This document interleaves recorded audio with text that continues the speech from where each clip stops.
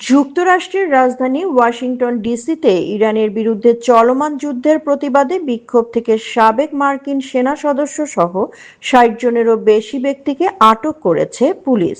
সোমবার ক্যাপিটল হিলে অবস্থিত ক্যানন হাউস অফিস বিল্ডিং এর ভেতরে কয়েকশো সাবেক সেনা ও তাদের পরিবারের সদস্যরা অবস্থান কর্মসূচি পালন করেন। About face, veterans against the war সহ বিভিন্ন সংগঠনের ব্যানারে তারা ইরানের বিরুদ্ধে যুদ্ধ বন্ধ করো স্লোগান দেন। বিক্ষোভকারীদের হাতে ছিল লাল টিউলিপ ফুল, যা ইরানের শহীদদের স্মরণের প্রতীক হিসেবে পরিচিত। এক পর্যায়ে সাবেক সেনারা প্রতীকী পতাকা ভাঁজ করার মাধ্যমে নিহত ও সম্ভাব্য নিহত সেনাদের প্রতি শ্রদ্ধা জানান। পরে ক্যাপিটল পুলিশ অভিযান চালিয়ে জিপটাই ব্যবহার করে একে একে ৬০ জনেরও বেশি বিক্ষোভকারীকে আটক করে।